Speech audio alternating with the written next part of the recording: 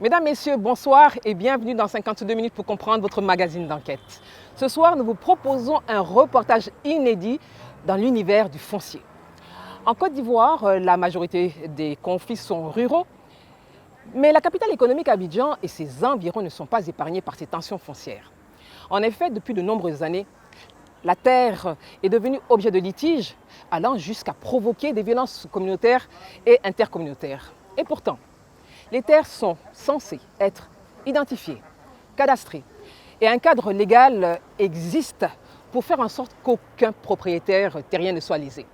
Alors, que fait l'État pour mettre un terme à ces violences foncières? Quelles sont les raisons de ces conflits fonciers à répétition et multiformes? Comment sortir de ce cycle et faire en sorte qu'il y ait une meilleure application des lois en vigueur? Comment les propriétaires terriens gèrent-ils leur quotidien et vivent-ils ces situations? Connaissent-ils les lois et leurs obligations? 52 minutes pour comprendre la problématique du foncier, un reportage réalisé par les équipes de Soprod.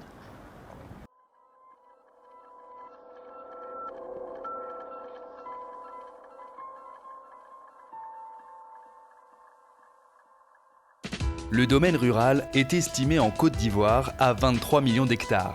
Mais seul 1% des terres bénéficieraient de documents fonciers.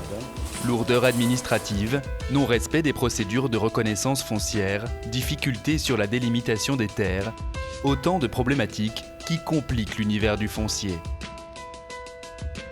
Odoguié a une quarantaine de kilomètres d'Abidjan. Chaque année, une dizaine de conflits fonciers animent ce village.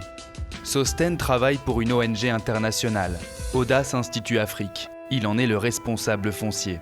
Ce jour, il doit identifier et recenser des parcelles villageoises. Ici, on a la carte du territoire de l'espace, une carte de l'espace d'Odoguié. Ici, on va suivre ensemble, on a le village d'Odoguié qui est matérialisé ici. C'est là où vous habitez, hein. C'est ici. D'abord, ce qu'on va faire, c'est de pouvoir tracer la limite entre vous, que vous connaissez déjà. On sait qu'il y a des zones où il y a le conflit, mais vous allez matérialiser selon votre connaissance déjà. Et aussi après, on va matérialiser pour eux de sorte à ce qu'on puisse organiser les travaux de terrain. 4 grandes familles sont réunies autour de la table. Sosten a un objectif, délimiter les parcelles de chacune d'elles afin d'éviter de nouveaux conflits. La limite entre Odoguié et Ateou, je sais que c'est là qu'il y a le conflit, mais vous, selon vous, votre connaissance, où est-ce que ça se situe? C'est quelle famille qui avait là-bas? C'est la famille Akosia. Tchaklomoin. Après Modé, on a arraché Epi. Voilà. On a arraché Epi et puis arraché même. Et puis Mbossé. Voilà, Mbossé. Voilà. Donc, là, c'est à côté Odoguié, ça. On a Théoué vers là. Vers Théoué, là, on a Wachi. Quelque part, voilà, Watch. Voilà. D'abord, qui fait la limite. Oui, voilà. Le fromager, lui, il est au milieu. Le fromager au milieu, où il y a la piste là. La famille Nda, c'est vous qui êtes sur le côté avec Makouguié et puis Elevi ici. Votre limite, ça commence où? Il est vu et puis on vient à la chose à Makouguié. Voilà. Il est vu et puis Makouguié.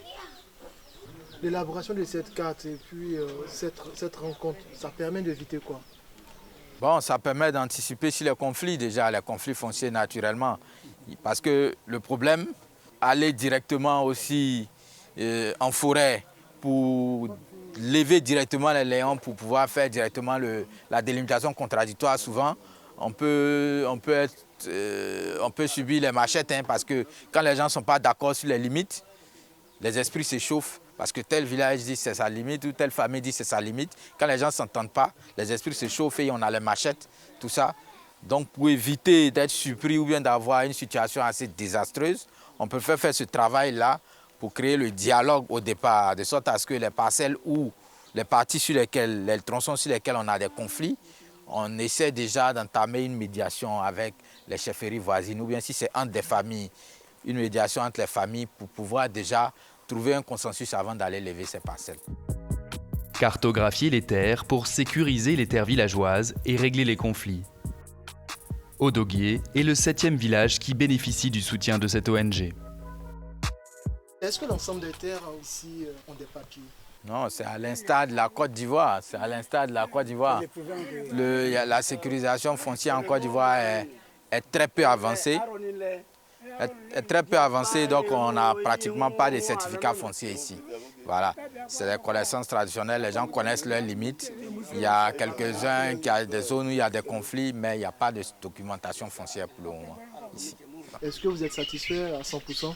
Très satisfait, à 100%. Et pourquoi? Parce que ça nous permet de connaître que les litiges fonciers, comment il faut faire pour pouvoir ne pas avoir de problème avec son voisin. C'est pour ça que je dis que ce projet est très fiable pour nous, les cultivateurs profanes que nous sommes. Ça nous arrange très bien. Le morcellement, quand il a détaillé la carte, vous avez reconnu vos terres parfaitement? J'ai reconnu ma terre, sans problème. Si la délimitation des terres familiales de ce village se passe bien, depuis 6 ans, la frontière entre Odogué et celle d'Ateou est source de conflits.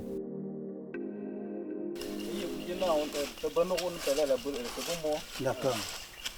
Tu vas nous venir nous questionner. Là, je vais prendre avec un pied, mais je suis pas je vais banner, mais quel beau. Voilà, papier au dossier, finir non pas quoi, non pas quoi, pied, mais quel beau. Yin, ça, banner, il y a là. Vous voyez ce qui il est là, il est là autour. Sans documents, les anciens restent les garants des délimitations de ces 2 villages depuis plus d'1 siècle. Mais pourquoi aujourd'hui il y a un souci? Il y a un souci parce que nos parents ont fait cette limite. Actuellement, les enfants ne connaissent pas où ça se trouve. Que ce soit les gens d'Ateou comme Odogué, ils ont empiété la limite. C'est-à-dire qu'ils ont quitté la limite d'Ateou pour venir faire des plantations sur les parcelles d'Odogué. Et ils ont même vendu nos parcelles, nos réserves. Parce qu'on a des enfants, il y a des qu'on n'a pas touchés. Et comme c'est un peu éloigné du village, on ne faisait pas, ils ont vendu. D'après ce doyen, une famille du village voisin aurait vendu une parcelle de Doguier à un privé. Un conflit qui dure depuis des années et qui ne trouve pas d'arrangement à l'amiable. Chacun reste sur ses positions. Combien de surface de terre ils ont pris Bon, le terrain exploité qui nous a, comment dirais-je, révolté, c'est environ 500 hectares. Et là, sans ces terres, le village d'Odogué ne peut pas survivre, c'est ça? Oui, mais sans ces terres, on ne peut pas. C'est notre bien. Les parents nous ont laissé ça. Et nous, on ne peut pas aussi céder ça aux autres. C'est notre parcelle, c'est notre terrain. Voici la zone que se disputent les villages d'Odogué et d'Ateou. Situés au bord du fleuve Agnébi et de la rivière Sédi, la parcelle s'étend sur plus de 500 hectares. Pour tenter de comprendre le problème, nous partons à la rencontre des notables d'Ateou.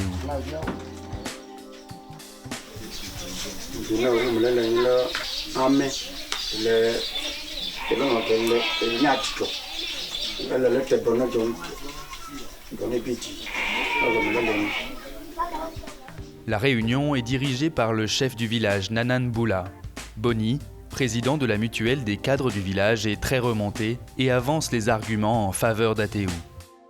Nous savons auparavant que les anciens nous ont dit que la limite entre Odogué et Ateou est, il y a une rivière appelée Arassi-Epi.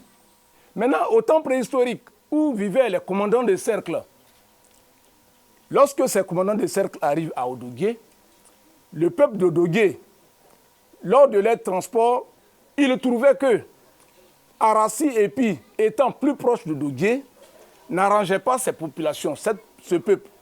Donc, ils ont trouvé bon de trouver un autre référentiel appelé fromager. C'est ainsi qu'on a accepté en commun accord que ce secteur soit le milieu entre ces 2 peuples. Mais il y a en fait un problème majeur C'est lequel? Le problème majeur, c'est qu'aujourd'hui, chacun veut s'approprier le maximum de terre pour ses cultures. C'est ça qui cause problème. Des preuves basées sur les récits des anciens, où chacun a sa version et chacun est persuadé de son bon droit. Qu'en est-il de cette histoire de plus de 500 hectares qui ont été vendus appartenant à Doguier? Est-ce que c'est pas ça qui a créé ce problème de délimitation? C'est vrai. Il y a Otouvi qui dit que quelque part vers la Sédie, ils ont une forêt classée là. Ils ont une parcelle là-bas. Et cette parcelle, à vrai dire, est une forêt classée. Où eux-mêmes ont demandé à avoir des papiers conformes pour leur terre. C'est vrai. Même s'ils l'ont vendu, c'est pour eux. Cette vente-là a suscité beaucoup de problèmes.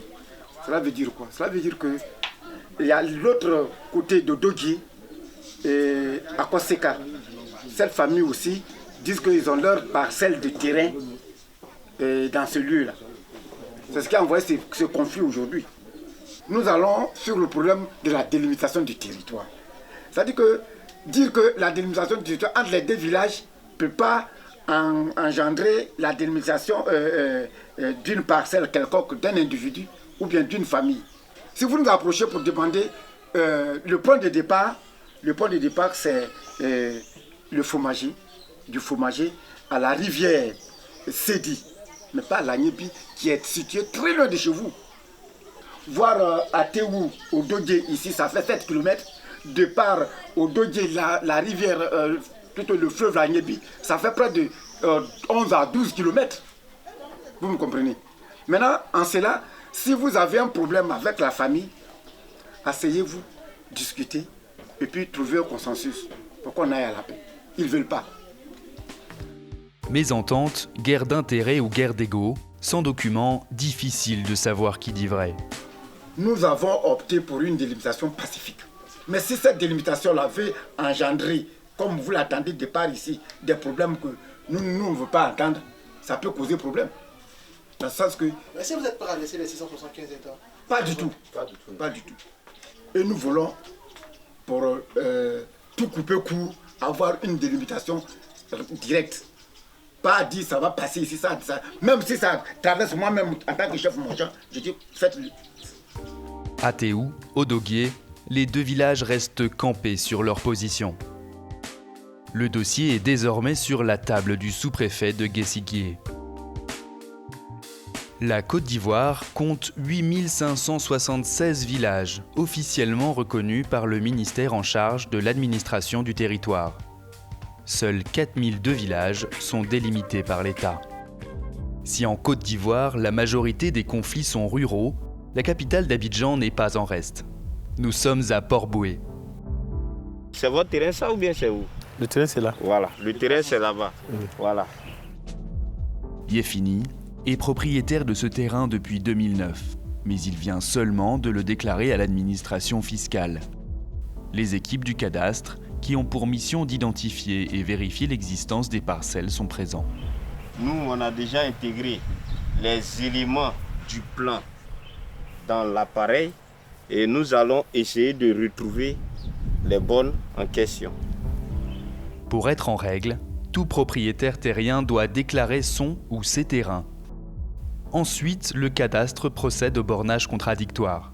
Cela consiste à identifier des bornes de délimitation, vérifier la superficie et surtout s'assurer qu'il n'existe pas de litige sur le terrain. Vous voyez, on a la borne. Le but du bornage contradictoire est de permettre aux voisins riverains de participer à l'opération, de nous dire qu'ils sont d'accord pour l'occupation. Mais ici, nous sommes dans un lotissement déjà approuvé.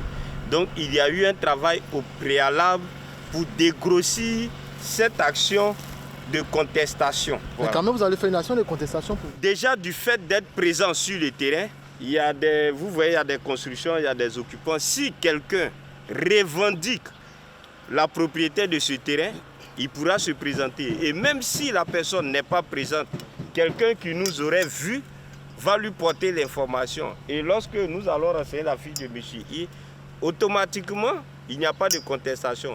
Mais si demain, par exemple, quelqu'un vient pour dire non, je vous ai vu sur mon terrain, ceci, cela, nous allons dire à M. Yé, nous sommes rendus, effectivement, lors du travail, il n'y a pas eu de contestation, mais quelqu'un est venu se plaindre. Si ce dernier vient se plaindre, après que le dossier ait été transmis, nous allons lui dire d'aller à une autre étape pour sa contestation, parce que le but, c'était de contester lorsque nous étions présents sur le terrain. S'il ne s'est pas présenté, que le travail est validé, il a d'autres étapes pour pouvoir rattraper le tir. Cela ne prend qu'une dizaine de minutes et permet d'éviter de nombreux problèmes. Yéfini dispose d'une parcelle de 500 m² qui ne souffre pour l'heure d'aucune contestation. Donc, monsieur Yé, oui, monsieur. Bon, nous avons fait la vérification.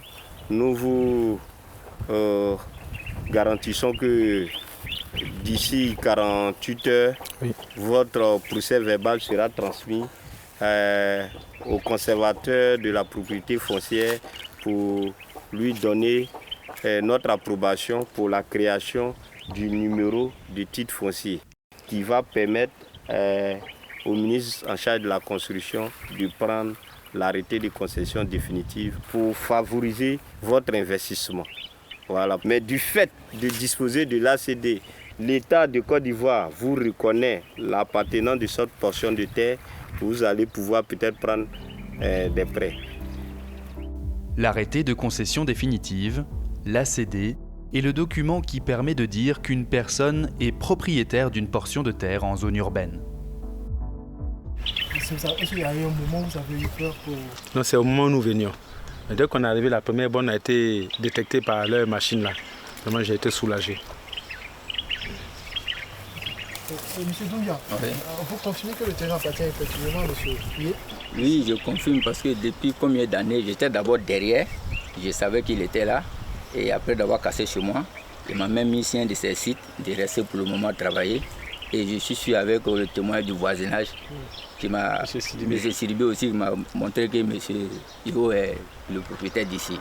Et après lui-même il est venu, le monsieur nous a pris, il m'a dit il n'y a pas de problème, c'est son terrain. Effectivement, le monsieur aussi m'a confirmé que c'est son terrain. Donc depuis lors, on n'a pas de problème. Il n'y a jamais eu quelqu'un qui est venu revendiquer le terrain ici? Non, il n'y a personne. Personne n'est venu. Si pour Yéfini tout se passe bien, les conflits fonciers sont légion et protéiformes. Ça représente quoi pour vous, avoir un terrain? Bon, avoir un terrain, c'est une garantie de vie pour soi-même et pour ses descendants. Le toit, c'est la première des choses qu'un homme veut. Mais pour avoir ce terrain-là, est-ce que vous avez été confronté à un problème de litige? Souvent. La question des terrains, quand tu vas acheter un terrain, les litiges en général, c'est au niveau de la chefferie. Souvent, bon, ils vont te vendre le terrain et puis tu te rends compte qu'ils ont déjà vendu à une autre personne. Bon, ça m'est arrivé une ou deux fois. Mais je pense que ça m'est arrivé une ou deux fois, c'est tout. Une ou deux fois. Comment vous avez géré le problème? Donc, à l'amiable, j'ai réglé ça amiable. De manière amiable, quand je vais, j'ai dit au chef, mais tu m'as vendu un terrain, mais je suis allé, on me dit le terrain appartient à une autre personne. Bon, on me redonne, on me remplace le terrain. Malheureusement, les règlements à l'amiable sont rares. Non loin de la route de Bassam, un lotissement fait l'objet de conflits depuis 2017. Un collectif d'acquéreurs, détenteurs d'arrêtés de concession définitive et un groupe de planteurs revendiquent chacun la propriété de 546 hectares. Nous sommes avec les détenteurs d'ACD, réunis ce jour pour trouver des solutions. On va aborder quelques sujets, des sujets importants qui concernent le lotissement à Boabou-Djibo-Cameroun. Premièrement, nous allons parler de l'occupation illégale de l'eau par des squatteurs de différents groupes. Et ensuite, la bagarre qu'il y a eu lieu sur le site entre des groupes de squatteurs. Et enfin, l'agression des propriétaires détenteurs de l'eau qui ne peuvent pas céder à leur parcelle. Donc, sans plus tarder, nous allons donner la parole au président pour un développement plus clair sur les choses. D'accord. Merci. Il faut dire que vous savez que nos lots sont occupés. Chaque jour que Dieu fait, les squatteurs vendent les lots îlots.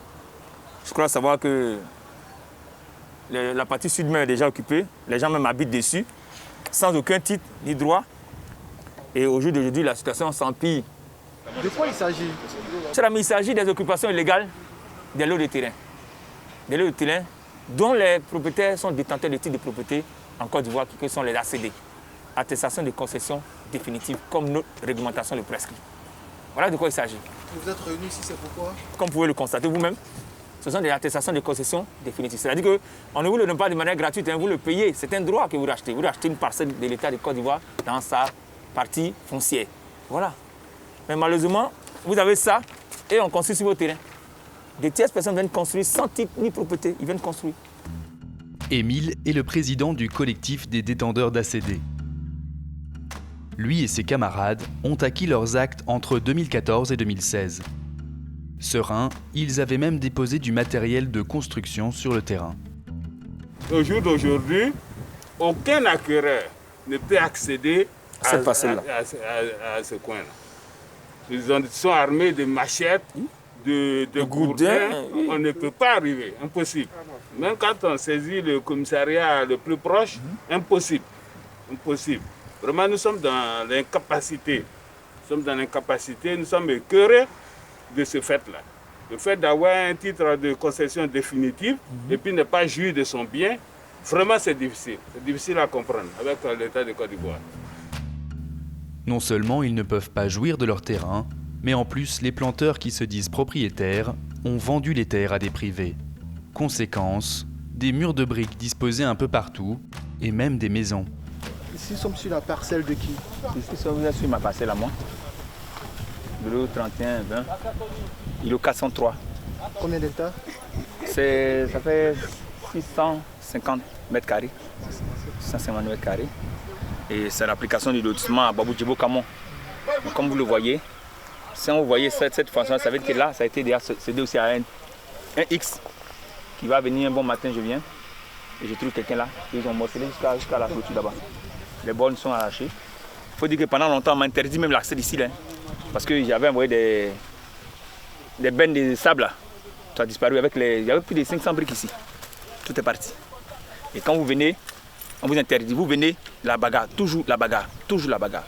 Vous ne pouvez pas travailler. C'est après 3-4 ans qu'ils font comme ça. Et on m'appelle chaque fois pour me dire, ah, sur ton terrain, il y a X qui est en train de venir, X, Y est en train de venir. Vous voyez, comme moi, vous voyez, tout de suite ça a été décapé, ils ont fait des hangars. Voilà. Voilà la réalité d'Ababou Djibo Camon. À quelques centaines de mètres de l'autre côté du lotissement, Kodjovi, fils de planteur et ses collègues. Ça c'est chez nous, c'est la pension de mon père qui est ici. Ils ont abattu tous les cocotiers. Hein? Ouais, tout ça, c'était des grands cocotiers. Si on avance un peu, vous allez voir que ceux qui n'ont pas pu, vous allez voir ça à distance. Il n'y a plus aucune trace de cocotiers. Vous allez en voir. Vous allez voir, regardez même la paille de là-bas, vous voyez un peu déjà. Il y en a, vous allez voir. Et ils n'ont qu'à nous montrer ici une de leurs parcelles ici. Non, ça n'existe pas. Moi ici, je fais sortir 150, 200 camions par jour. J'ai exploité de 1981 jusqu'en 1999. Personne n'est venu me dire que c'est sa terre ici. Kodjovi serait propriétaire de 144 hectares sur les 546 hectares du lotissement. Quels sont les papiers qui attestent que vos parents étaient propriétaires de cette parcelle? Bon, il faut dire que depuis ces années-là, notre père s'est enregistré au niveau du ministère de l'Agriculture. Comme je l'ai dit d'autant, en complicité avec le CNRA, qui avaient des experts agronomes qui nous ont accompagnés dans la réalisation de ces plantations-là. Et il s'avère que dans les années 81, l'État de Côte d'Ivoire a interdit l'exploitation de la carrière au niveau de la mer. Donc mon père, regardant dans sa plantation les espaces où les fruits n'arrivent pas à bien germer, il a demandé au ministère des Mines de pouvoir exploiter ces parties-là. Donc, en accord avec le ministère des Mines, nous avons aussi fait des carrières de 1981 jusqu'en 1999, où le ministre d'alors, le ministre Lamine Fadiga, nous a écrit officiellement pour nous demander d'arrêter les carrières, vu que ce secteur est devenu urbain. Donc, nous nous apprêtons à officialiser notre bien lorsque nous entendons tous ces travaux-là autour. Mais pour le moment, vous n'avez aucun papier. Nous cherchons toujours à obtenir nos documents. C'est pour ça que nous sommes patients. Nous cherchons toujours à obtenir nos documents.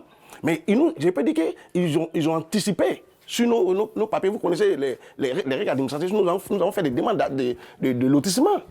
Kodjovi et le clan des planteurs sont en procès depuis 8 ans. Nous ne sommes pas prêts à laisser. Et vous voyez, tout ce qui va se présenter à nous comme droit, nous allons, comment on appelle, l'utiliser. Et le jour que nous allons entendre qu'il n'y a plus de recours en droit par rapport à cette activité, nous allons arrêter. Ça, soyons sûrs, nous sommes prêts à aller jusqu'au bout. En mars 2017, le Conseil d'État a annulé le lotissement Aboabou-Djibo-Camon.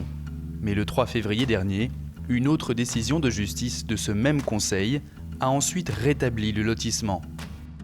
En attendant son application, les acteurs restent suspendus à la décision finale. En zone urbaine, les principales causes des litiges sont entre autres le chevauchement des lotissements, les terrains vendus et attribués à plusieurs personnes, la lourdeur administrative. Pour l'année 2020, la Direction des affaires juridiques et du contentieux du ministère chargé de la construction a enregistré 2450 dossiers litigieux, dont 639 oppositions à délivrance d'actes.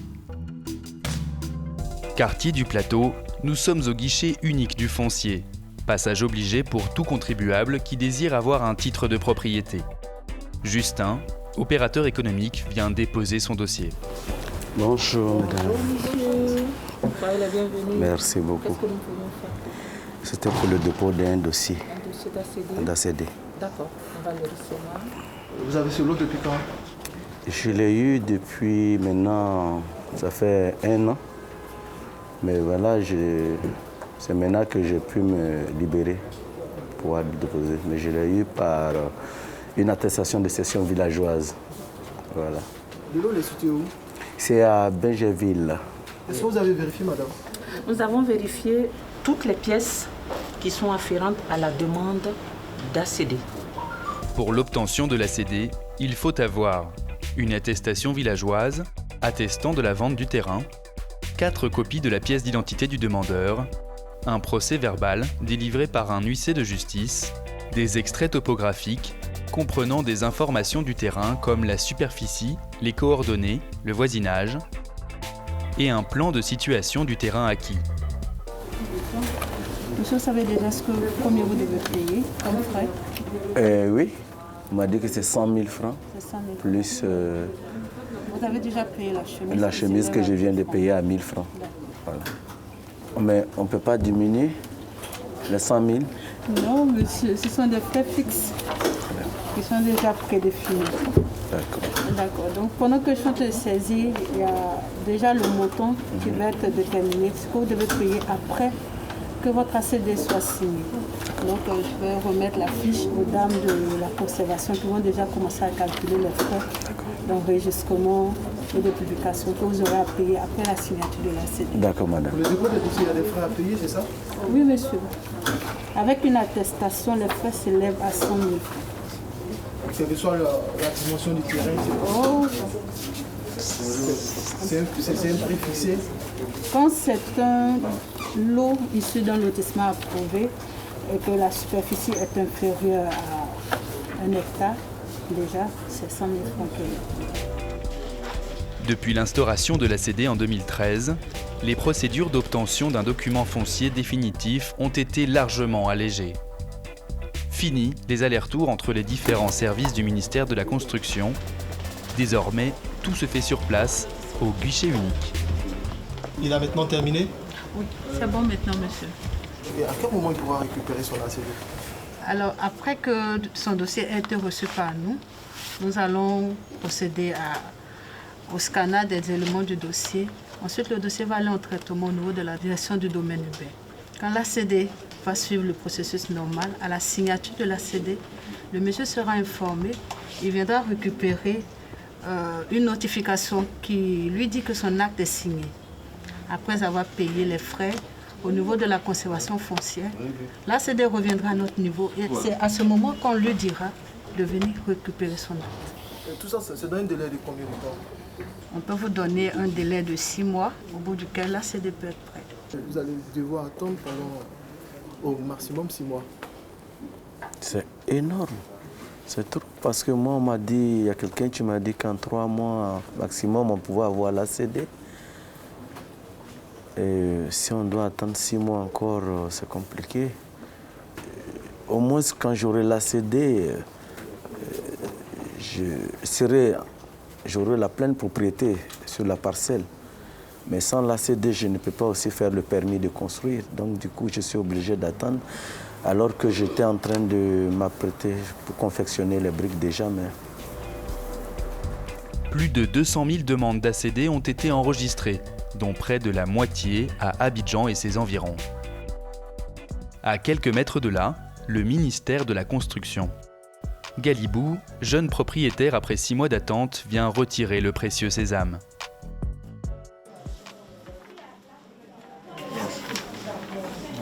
Essayez de vérifier, faites les vérifications. Si c'est bien votre ACD, on va passer à la phase de décharge. Galibou vérifie minutieusement ses documents, car pour lui, c'est l'aboutissement d'un long processus. Ok, c'est bon. Est-ce que c'est un soulagement pour vous d'avoir arrêté les concessions définitives? Ah oui, c'est un ouf de soulagement. Voilà, après un parcours de combattant, je viens de l'obtenir ce matin. Il y a un sentiment de satisfaction. Je peux dire que je suis tout à fait heureux ce matin. Qu'est-ce que ça représente pour vous concrètement, la CD? Oui, c'est toute ma vie, puisque c'est un investissement que j'ai fait pour la vie. Voilà, donc je suis vraiment satisfait et très heureux ce matin. Combien d'ACD vous délivrez par année? Le ministre a signé 17 019 ACD et les ACD délivrés en eux-mêmes, c'est là que nous sommes autour de 7 000. Nous sommes au service de réclamation. Joël aurait commencé la procédure il y a 2 ans. Mais aujourd'hui, il reste sans nouvelles de son ACD. Inquiet, il est venu aux nouvelles. Monsieur Hulot, votre ACD n'est pas encore signé. Vous devez patienter un peu. Lorsque ça sera signé, un SMS vous sera envoyé pour le retrait de la notification. Ok. Merci. Il doit juste patienter, c'est ça? Il doit juste patienter. Jusqu'à quand? Le délai maximum pour un ACD, c'est 6 mois. Donc, je pense que dans un délai de 6 mois, il pourra nous recontacter. Monsieur, ça fait combien de temps vous avez commencé la procédure d'obtention de la ACD? Bon, depuis le 2e mois 2019, que je fais la demande de l'ACD. Ah bon, vous comprenez que... Ok, bonne journée, monsieur Hulot. Okay. À très bientôt. Les dossiers présentés seraient souvent incomplets. Du coup, les procédures prennent plus de temps. Il dit que le délai c'est de 6 mois. Et là, on est à 2 ans. Donc je ne suis pas satisfait. Le délai n'est pas respecté. 6 mois, 2 ans, tu vois les cas, non? Si je suis un envoyé, il va penser que j'ai bouffé son argent, mais j'ai fait du faux. C'est clair. Mais si vous êtes passé au bornage contradictoire, vous avez passé déjà toutes ces étapes? Oui, je suis passé au bornage contradictoire. Le bornage contradictoire a été fait, le titre a été créé. Mais tous ces renteurs que nous ne comprenons pas en fait. Incompréhension, délai partiellement respecté, faible taux de retrait, de multiples problématiques auxquelles font face Ousmane Koulibaly, directeur du guichet unique du foncier et ses équipes. Aujourd'hui, il est question de statuer un peu sur les 17 019 ACD qui ont été signés par le ministre de la Construction. Et il est question de trouver une solution à la problématique de la ventilation de ces ACD. Le délai, c'est combien de temps? Le délai, c'est 6 mois, mais vous savez, quand le dossier est bon, c'est ce qu'il faut dire. Quand le dossier est bon et que le dossier n'a pas d'autres problèmes annexes, s'il n'y a pas de problèmes qui surgissent dans le traitement du dossier, en tout cas, c'est 6 mois. Ce qu'il dit, ça fait 3 ans, 2 ans... Non, les 3 ans, 2 ans, c'est quand le dossier a des difficultés. Le dossier subit un rejet provisoire à l'effet de permettre à l'usager de compléter les dossiers, surtout sur les questions, le manque qu'il y a, ça peut être sur le plan technique, ça peut être aussi sur le plan administratif. Vous voyez par exemple des dames qui ont changé de nom de famille, qui deviennent des épouses, qui ont le nom de jeunes filles, etc. Souvent, elles font la demande avec le nom de mariés. Et ensuite, alors que c'est sur certains documents, c'est le nom de la jeune fille. Donc on leur demande par exemple de compléter. Souvent, il y a des gens qui introduisent des dossiers dont ils ont hérité, c'est-à-dire que c'est des terrains dont ils ont hérité. Souvent, tous les héritiers ne sont pas d'accord là-dessus et la procédure n'est pas respectée. On rejette le dossier de façon provisoire et on leur demande de compléter. C'est tout ça qui fait qu'un dossier peut prendre 2 ans, 3 ans. En 2020, plus de 10 000 ACD demeureraient encore dans les tiroirs du guichet unique. Les usagers, souvent, ils n'ont pas l'information. C'est pour cela que cette réunion, c'est vraiment les rappeler pour leur dire, parce que le ministre a signé ces 17 000 ACD sur toute l'année 2020. Et malheureusement, nous n'avons que 700 ACD qui nous sont, 7 000 ACD qui nous sont revenus. Donc il y a 10 000 encore qui vont s'ajouter certainement, auxquels vont s'ajouter les ACD qui seront signés en 2021. Et souvent, parmi ceux-là, il y a 45 à 50% qui ne savent même pas que leur ACD a été signé. Si vous ne savez pas, est-ce que c'est la faute de ces usagers? Non, les torts sont partagés. Hein. Nous, l'administration, nous faisons ce que nous pouvons.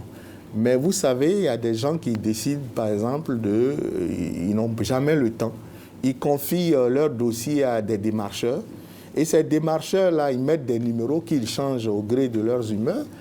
Et les usagers eux-mêmes aussi, ils mettent souvent des numéros. Ils changent aussi au gré de leur humeur. Ils mettent des adresses e-mail aussi qu'ils changent au gré de leurs humeurs. Et donc, nous, on fait ce qu'on peut. Mais je crois que réellement, c'est le paiement des frais d'aliénation qui est la vraie explication au fait que les usagers soient un peu lents à venir retirer ou à aller payer leurs frais d'aliénation. Retour à Odoguié. Outre les problèmes de frontière entre ce village et celui d'Atéou, quelques litiges liés au foncier existent dans certaines familles. Ce matin, au pied de l'arbre à palabre, Joseph Nanandori, chef du village depuis 22 ans, tente de régler un conflit entre 2 frères.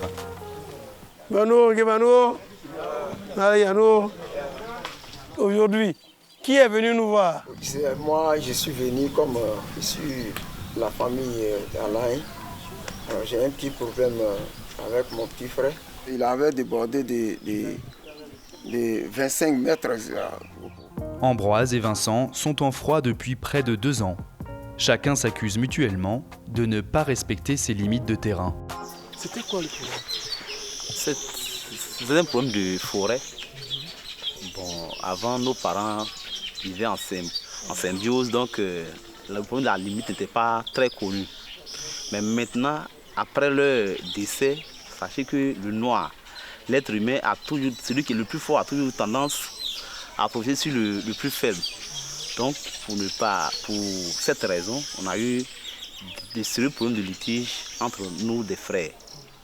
La tension était tellement poussée, très montée, mais jusqu'à preuve du contraire, on arrive à se comprendre. Donc, on a essayé, avec la notabilité, la chefferie, on a essayé de s'entendre, mais jusqu'à preuve du contraire, il faudrait qu'on se comprenne. Le problème de la limite est terminé, mais on ne se parle pas parce que je ne peux pas être satisfait à 100%. C'est pourquoi nous sommes là aujourd'hui. Vous n'avez pas fait de bornage, il n'y avait pas de bornage qui existe? Mais effectivement, là, ici, il y a un problème de bornage, ça c'est un mot très lourd. Avant, on se dit c'est les 2 bois qui sont les limites. Si c'est fromager et puis baobab, c'est les limites. Il faut que le plus fort aller abattre ça là, c'est terminé. Vous connaissez le problème de la forêt. Et que tu viens 2 ans, 10 ans après, c'est terminé. Où sont les traces? Il n'y a pas de bornage. Donc c'est pourquoi ça fait que toujours il y a problème au village ici. Documents administratifs inexistants en milieu rural, c'est souvent la loi du plus fort qui gagne. Il a parlé de bornage qui n'existe pas dans les villages. C'est récurrent ces genres d'histoires? Oui, c'est dans toute la Côte d'Ivoire. Bon, j'ai la chance d'être dans le comité de surveillance de l'agence foncière rurale, où il reprend tous les chefs de la Côte d'Ivoire, une lourde charge. Et donc c'est maintenant que l'État de Côte d'Ivoire est en train de fixer les limites des territoires des villages et en même temps permettre aux familles de délimiter leurs parcelles. Voilà. Donc c'est un travail qui est en cours au plan national. Certaines sous-préfectures, certaines localités ont eu la chance d'être financés par des bailleurs de fonds, mais il y a beaucoup de régions en Côte d'Ivoire où cela n'est pas financé. Et comme le coût du travail des géomètres est assez élevé, les villageois ont du mal à réunir les moyens pour faire borner leur territoire villageois. Et c'est la source des conflits. Et c'est source de conflits. Et donc ces conflits vont se terminer peut-être dans 10, 15, 20 ans, lorsque tout le pays, les villages d'abord seront délimités et les grandes familles auront délimité leur espace. Les conflits qui vont naître après, comme chez eux, ce seraient des petits conflits à l'intérieur des familles qu'on peut gérer facilement. Mais c'est un problème vraiment national. Vous allez venir, vous deux, au centre ici, s'il vous plaît. Toi, le plus jeune d'abord, toi, l'aîné. Alors, vous mettez devant votre aîné, vous deux. Vous ne vous touchez pas, hein? Voilà. J'ai dit, vous mettez la main sur le cœur. Voilà, et vous vous inclinez 3 fois. 1 fois, 2 fois, 3 fois. Et le village applaudit. Ce jour, le chef du village a réussi à réconcilier les 2 frères. Le plus jeune des 2 a cédé. Pour tenter de régler les problèmes de frontières entre les villages, l'ONG Audace Institut Afrique dispense des formations destinées aux jeunes. Objectif, les équiper en GPS et les former à la maîtrise des techniques de délimitation. Cet après-midi, Rémi, géomètre de l'ONG, accompagné des jeunes du comité villageois, sont sur le terrain. Bonne arrivée. Merci. Ouais. Voilà. Oui, bonjour. Bonjour. Vous êtes là pourquoi? Comme le chef nous a dit qu'il vous avait contacté pour venir faire la délimitation de votre parcelle, de votre champ. Et c'est pourquoi on est là. C'est pourquoi on est là. Donc, merci beaucoup. Merci. Ici aussi, c'est mon champ. Oui. Je suis en train de démerder notre un peu dedans. Donc, vous êtes arrivé, ça fait bien. D'accord. Je suis très content de vous voir. Il n'y a pas de souci. Ouais. Je vais déjà prendre votre nom afin de pouvoir remplir Moi, c'est Sanfo Aruna. Sanfo. L'équipe commence la limitation de la parcelle, borne par borne, petit à petit, et une dizaine de minutes plus tard. Combien vous avez obtenu? 12 hectares 64. Voilà pour M. Sanfo Aruna. C'est de façon sommaire qu'on lui donne cette superficie et après traitement, on va lui donner la superficie définitive. Voilà. Donc c'est un peu ça. Je vous remercie beaucoup. Voilà. Vraiment, je suis très content. Peu à peu, les terres de Côte d'Ivoire sont identifiées et cadastrées. Mais la forte tradition orale de la propriété terrienne peut compliquer le processus et faire que les conflits fonciers aient encore de beaux jours devant eux. Mesdames, Messieurs, ce numéro de 52 minutes pour comprendre est consacré à la problématique du foncier en Côte d'Ivoire. Et à mes côtés, M. Tidiane Kaba-Diakité, directeur du domaine de la conservation foncière, de l'enregistrement et du timbre. Bonsoir, M. le directeur. Bonsoir, Madame. Merci de nous recevoir chez vous. C'est un plaisir, Madame. Alors, M. Kaba-Diakité, que doit comprendre le téléspectateur dans le domaine de la conservation foncière, l'enregistrement et le timbre? Alors, la direction du domaine de la conservation foncière, de l'enregistrement et du timbre est une direction centrale de la direction générale des impôts. Très bien. Alors, donc, cette direction s'occupe du domaine financier de l'État, c'est-à-dire en recouvrant les taxes et redevances du domaine. Vous avez beaucoup d'argent alors? Nous recouvrons beaucoup d'argent pour l'État. Et à côté de cela, nous faisons la conservation foncière, c'est-à-dire que nous créons et gérons les titres fonciers et nous faisons l'enregistrement des actes, de tous les actes, tous les contrats, tous les actes. Et nous vendons le timbre fiscal pour le compte de l'État. Alors, vous parlez tout à l'heure d'ailleurs dans votre explication de foncier. Il y a de nombreux problèmes fonciers, litiges en Côte d'Ivoire, que ce soit le foncier rural ou le foncier urbain. Mais quelles sont les raisons de ces conflits récurrents en Côte d'Ivoire? Alors, pour parler des conflits, en tout cas pour ceux qui nous parviennent, la plupart du temps, il peut y avoir des conflits de propriété. Tout à fait. C'est ce qui est géré d'ailleurs par le juge, parce que chez nous, nous tenons le livre foncier. Donc, le livre foncier, il est délivré par le juge. Voilà. Le président du tribunal de première instance, c'est lui qui délivre un livre foncier au conservateur. et le conservateur y indique ceux qui ont les droits. Alors dès qu'il y a un conflit, on voit, le juge essaie de voir qui est le propriétaire. Oui. Et la plupart du temps, c'est tranché comme ça. Et c'est tranché en faveur du propriétaire qui est inscrit au livre foncier, sauf s'il est inscrit à tort. Quand il est inscrit, en tout cas en ayant respecté toutes les procédures, les jugements se font en sa faveur. Mais on se rend compte que, par exemple, dans le domaine rural, en Côte d'Ivoire, il y a 23 millions d'hectares et seul 1% aurait, je dis bien, des terres, bénéficieraient de documents officiels, donc de documents fonciers. Alors, est-ce que ce n'est pas une autre raison de ces conflits récurrents dont on parle? Assurément. Et je pense que l'État l'a bien compris. L'État l'a bien compris et c'est pour ça que depuis, il y a une réforme du foncier rural. Oui. Voilà, il y a une agence qui a été créée pour gérer donc, ce foncier, qui est l'AFOR. Et cette compréhension des choses par l'État fait qu'aujourd'hui, les choses sont simplifiées. Voilà, il y a une simplification pour arriver au certificat foncier. Voilà, je vous en parle brièvement comme ça. Oui, parce que c'est important. Parce que pas, voilà, le certificat foncier. Aujourd'hui, je pense que ces choses-là vont permettre d'attribuer des titres de propriété aux personnes dans le domaine rural.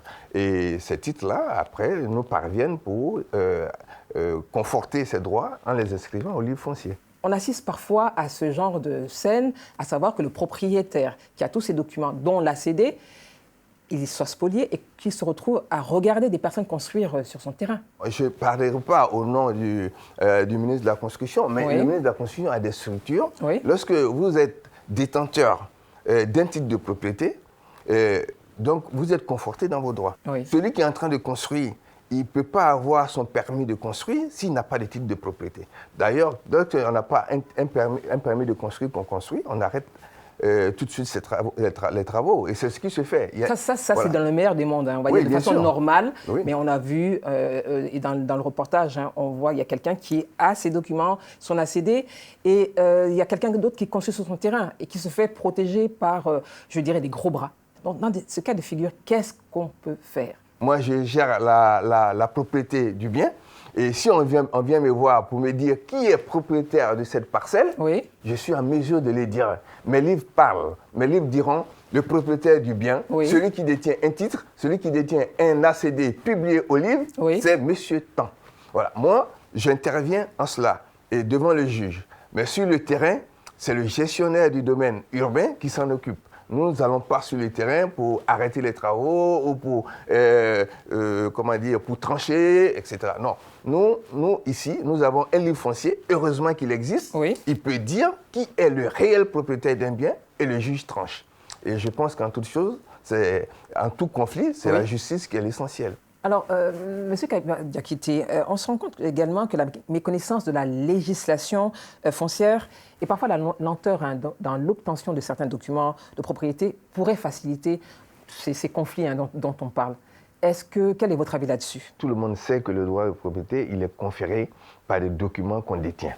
Mais monsieur le directeur, si tout le monde le savait, on n'aurait pas des conflits qui soient ruraux ou urbains. Parce que, pour rebondir sur ce que vous dites, il y a une confusion qui se fait entre le titre foncier et le certificat foncier. Ce serait peut-être l'occasion aussi d'expliquer la différence entre le titre foncier et le certificat foncier, pour que tout le monde comprenne et qu'il n'y ait plus d'ambiguïté sur ce document qui est très important pour la possession de la terre. Le certificat foncier, c'est une innovation. C'est une innovation, c'est une simplification pour avoir un titre de propriété dans le domaine rural. Et le titre foncier? Alors, le titre foncier, c'est dans le titre foncier que sera inscrit le certificat foncier. Voilà, le certificat foncier, c'est un acte que vous avez, mais le titre foncier, on va dire, c'est l'acte de naissance, ouais, vous voyez, qui va enregistrer tout ce qui va se passer, toute la vie juridique de la parcelle. Tout ce qui va se passer là-dedans, on va l'inscrire sur le titre foncier. Si demain vous le cédez, si vous cédez votre parcelle, oui. Voilà, vous aurez cédé votre certificat de propriété. Alors, si vous cédez à une autre personne, oui. Cette personne sera inscrite comme le nouveau propriétaire. Vous voyez? Oui. Voilà, donc tout ça, c'est sur les titres fonciers que ça s'inscrit. D'accord. Voilà, le changement de propriétaire, tout ça, ça s'inscrit sur les titres fonciers. Alors, M. Kaba Diakité, pour parler des propriétaires terriens, on se rend compte, et ça, je pense que ce n'est pas un secret, ce n'est pas un secret pour quiconque, certaines autorités coutumières vendraient des titres, des terres selon leurs intérêts, et cela provoquerait, je dis bien provoquerait, donc des litiges ou des conflits sur le terrain.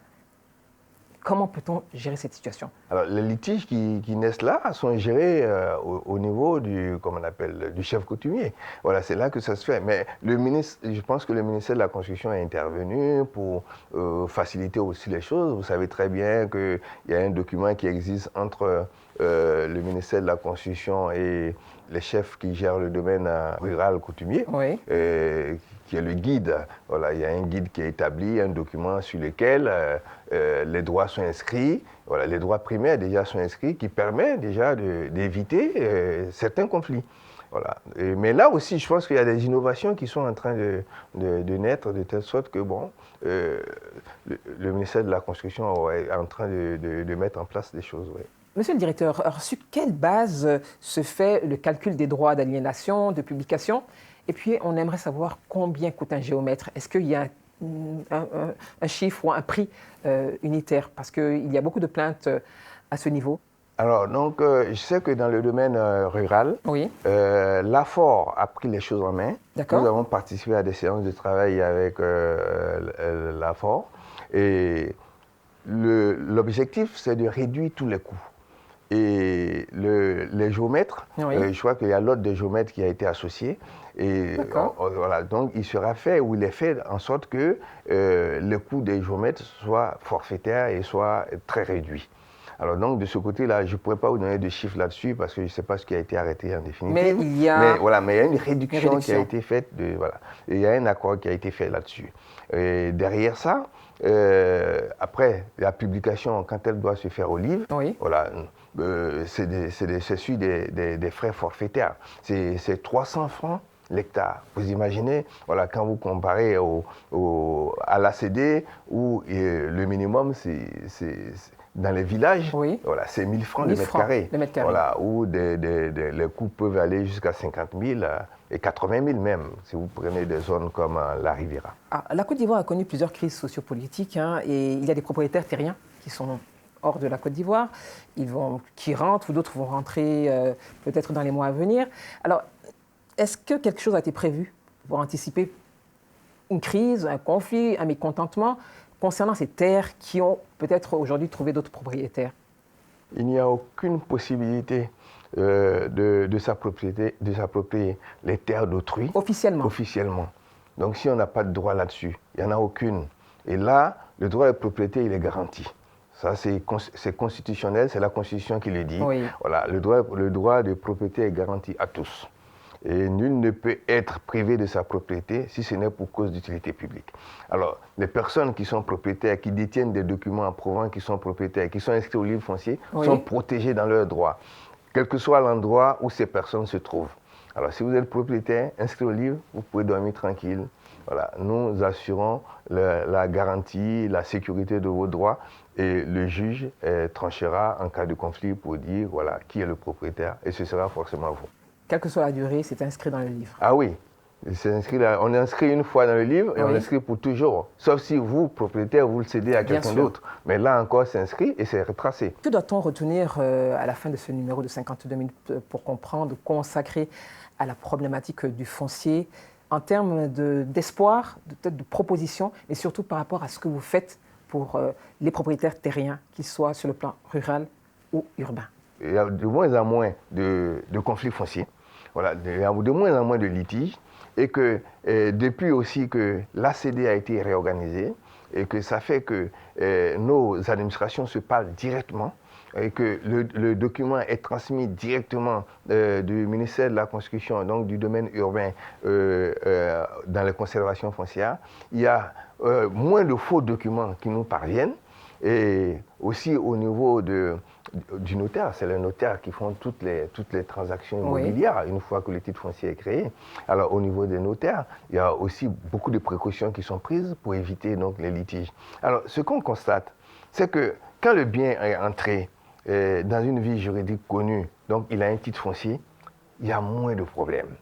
Mais par contre, c'est avant qu'il y a les problèmes. C'est pour ça que cette problématique-là ne peut être résolue que si on fait en sorte que le territoire, c'est vrai, il est cadastré, mais que les pas suffisamment, c'est très faible. Hein? Oui, mais il le sera, parce que c'est faible, des projets qui sont en cours. Et surtout, que des titres fonciers soient créés dans toutes les zones, et à partir de ce moment, on pense qu'il y aura moins de litiges, parce qu'il y aura témoignage dans les livres de qui est propriétaire, et ça va donner les bornes. Et là, je pense que le pays pourra donc régler ce problème de litige foncier.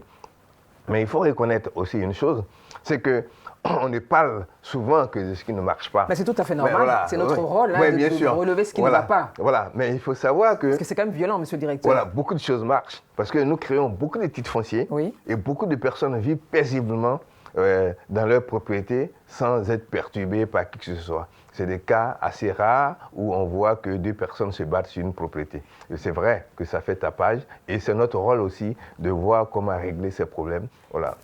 Merci, monsieur Tidiane Kaba Diakité, de nous avoir reçus. Je rappelle que vous êtes directeur du domaine de la conservation foncière, de l'enregistrement et du timbre. Ça a été un plaisir de vous recevoir et de discuter de ce problème foncier avec vous. Mesdames, Messieurs, merci d'avoir suivi ce numéro de 52 minutes pour comprendre consacré à la problématique du foncier.